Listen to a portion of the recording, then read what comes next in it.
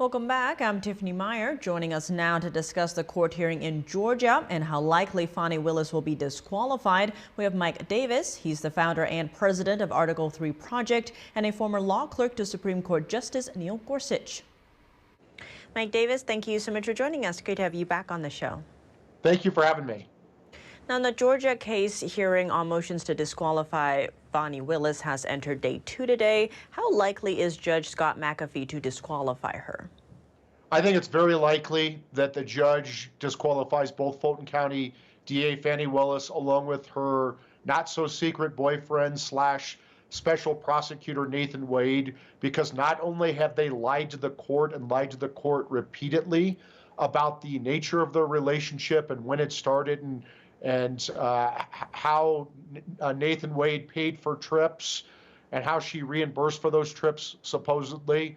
I think the biggest problem is that it's very obvious that the relationship started before Fani Willis brought her unprecedented indictment against President Trump and 18 others for the non-crime of objecting to a presidential election.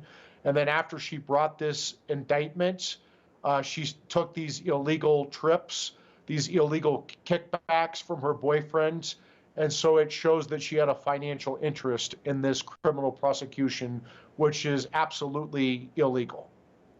Now, Fani Willis's father testified today, and he said that she kept the location of her home a secret due to threats. Now, what did you make of her father testifying, but the prosecution not calling on Fani Willis today?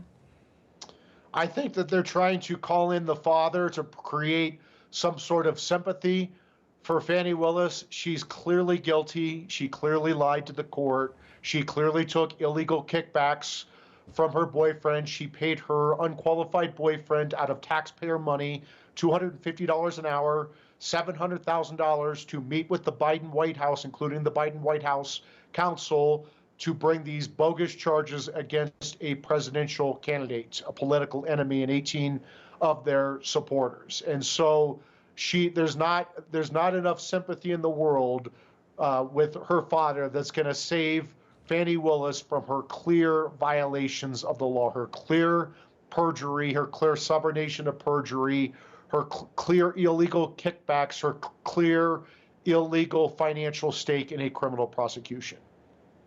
Speaking of perjury, at 1:24 p.m. yesterday during Nathan Wade's testimony, the courtroom camera pans and zooms in on Fani Willis in the back of the courtroom listening in on Nathan Wade's testimony. That's about over an hour.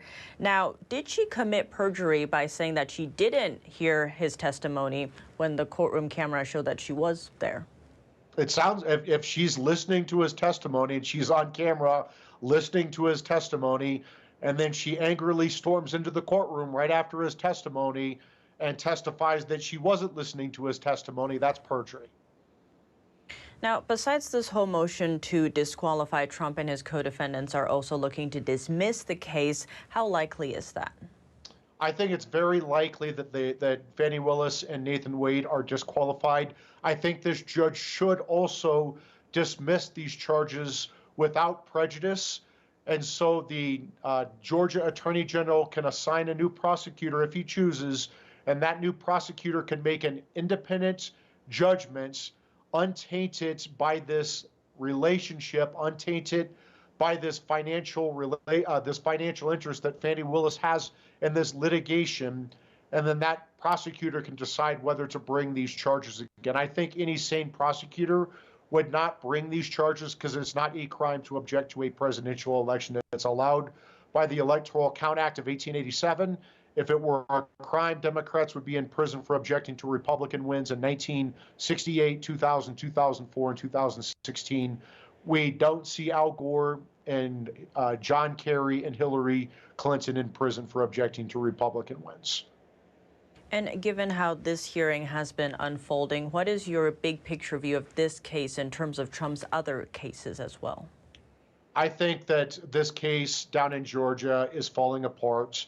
I don't think there's any chance they're going to be able to get Trump tried and convicted before November 5th, 2024, which is the Democrats' goal with their lawfare and election interference. Mike Davis, thank you so much for your time. Thank you so much.